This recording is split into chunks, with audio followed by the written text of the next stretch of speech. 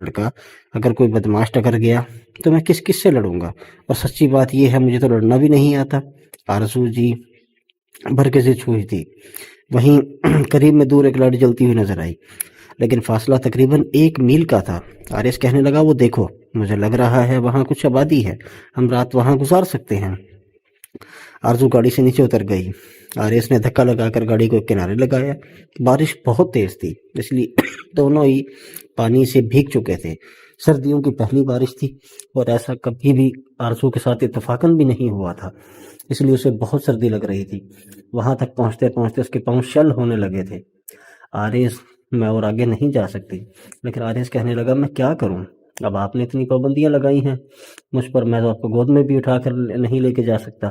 अभी भी आधा रास्ता तय हुआ है। बमुश्किल ही इस तेज तूफानी बारिश में आरजू चल पा रही थी, लेकिन सर्दी के मारे बुरी तरह से कांप रही थी। पता ही नहीं चला कि कब वो बेहोश होकर वहीं गिर गई। आरिस ने उसे गोद में उठाया और बाकी का सफर तय किया था। बादल बड़े जोरों से गरज रहे थे। कुछ देर बाद ही वो बेहोश आरजू को उठाए एक घर के बाहर पहुंच चुका था। अपने पैरों से उसने दरवाजे को धड़धड़ाया था। कुछ देर बाद ही एक उधेड़ उम्र मर्द दरवाजे पर आया। एक नज़र आरजू पर और फिर आरिस पर डाली थी। आरिस उसे बताने लगा कि उनकी गाड़ी खराब हो गई है और उन्हें इस वक्त एक रात की पनाह चाहिए। ये सुनकर उस बूढ़े शख्स ने उसे गौर कर देखा। कहने लगा कि लड़के, मैं तुम पर कैसे एतबार कर लूं? बताओ, कौन है ये लड़की? क्या पता तुम इसे किडनैप करके ला रहे हो। ये सुनकर आरिस कहने लगा, अंकल जी, क्या मेरा चेहरा आपको लड़कियां किडनैप करने वाला लग रहा है? बीवी है ये मेरी। तभी उस बूढ़े शख्स के पीछे से लड़खड़ा कर चलती हुई एक बूढ़ी औरत भी सामने आई। कहने लगी कि बच्चा है, मासूम है, उसे अंदर आने दो। क्या दरवाजे पर ही उसे सवाल जवाब करोगे?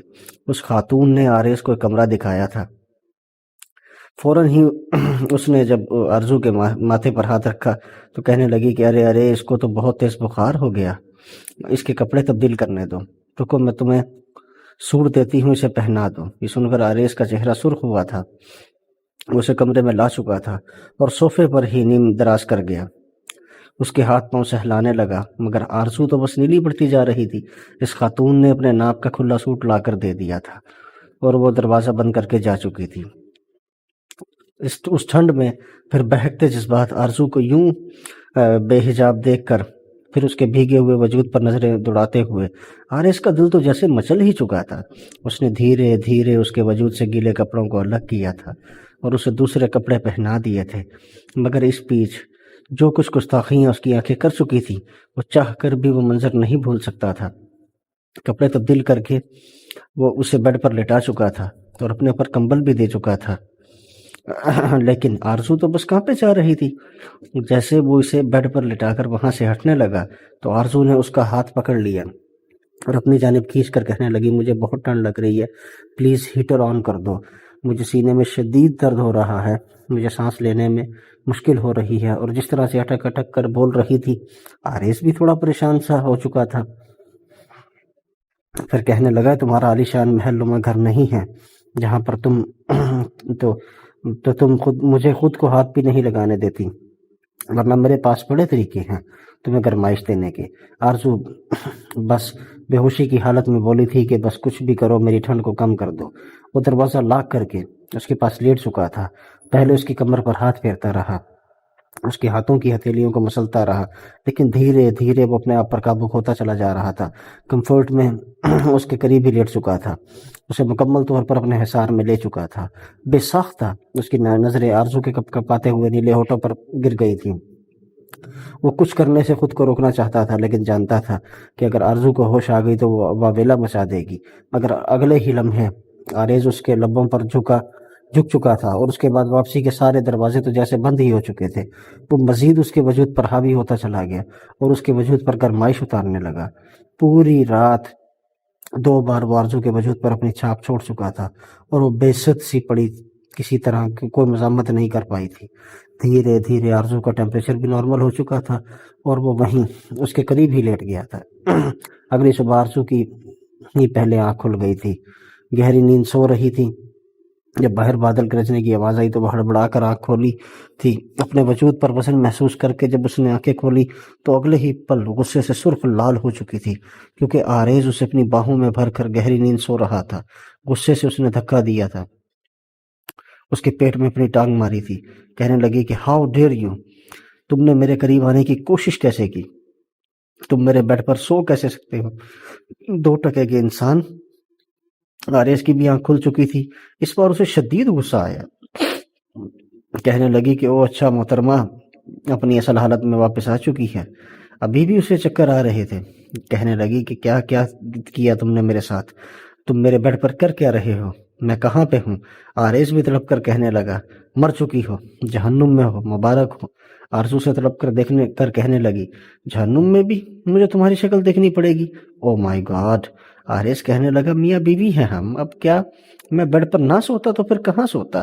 ایک تو میں نے تمہاری جان بچائی ہے، ورنہ ابھی تک تمہارے جنازے کی خبریں چل رہی ہوتی، اور اوپر سے تم مجھے ہی سنائی جا رہی ہو۔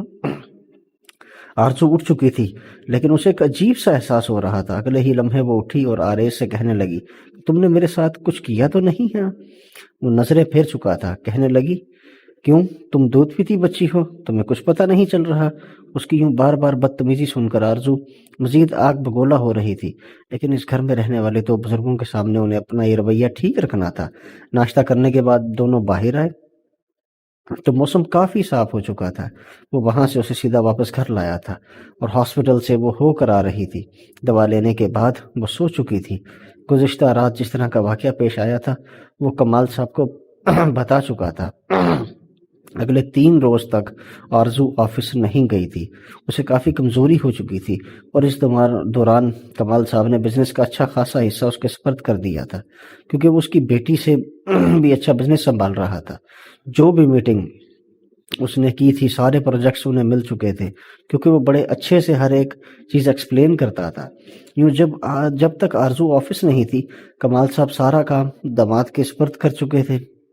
اس شام جب وہ گھر آئے تو وہ آریز سے یہ بھی کہہ چکے تھے کہ بیٹا میں یہی چاہتا ہوں کہ آرزو اب گھر رہے، گھر کے طور طریقے سیکھے، کیونکہ مجھے لگتا ہے کہ اب اسے گھر رہنا چاہیے۔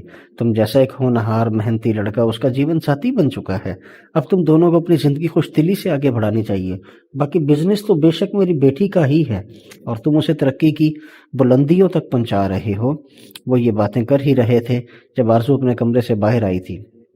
کہنے لگی کہ نہیں بابا، یہ میرا بزنس ہے اور میں اسے خود سے ہی ہینڈل کروں گی۔ یہ ساری میری محنت ہے، اور آپ چند ماہ پہلے آئے ہوئے ایک امپلائی کو بھلا کیسے کہہ سکتے ہیں کہ ساری محنت اس کی تھی؟ وہ ایک دم سے تڑپ کر بولی، اور کمال صاحب اسے غصے سے کہنے لگے کہ شوہر ہے تمہارا، تم اسے امپلائی نہیں کہہ سکتی، میں اسے سارا بزنس سونپ چکا ہوں، یہ سب کچھ تم دونوں کا ہی تو ہے، اور مجھے لگتا ہے کہ تم دونوں اگر مل کر محنت کرو تو اس بزنس کو بہت اوپر تک لے کر جاؤ گے۔ آرزو اپنے باپ کے سامنے چپ ہو چکی تھی، لیکن ان دنوں ان کے بیچ کوئی خاص بات بھی نہیں ہوئی تھی۔ آرزو کو تو ویسے ہی آریز سے ایک عجیب سی چڑ ہو رہی تھی، بار بار یہ سوچ آ رہی تھی کہ لڑکا اس کے پاس آخر سو کیسے سکتا ہے، پتہ نہیں کہاں کہاں ٹچ کرتا رہا ہوگا مجھے۔ چند روز بعد وہ دوبارہ سے آفس جانے لگی تھی، اور یہ دیکھ کر اسے شدید قسم کی جلن محسوس ہوئی تھی کہ اس کے بغیر بھی کئی نئے پروجیکٹس کمپنی کو مل چکے تھے اور آفس میں کام شروع ہو چکا تھا۔ پہلے جو آریز کی عزت صرف ایک امپلائی جیسی تھی، اب تو ہر کوئی اسے سر کہہ کر بلا رہا تھا، یہاں تک کہ آریز کے ہی مشوروں پر عمل کیا جا رہا تھا۔ یہ بات آرزو کو تو جیسے اندر تک جھلسا چکی تھی۔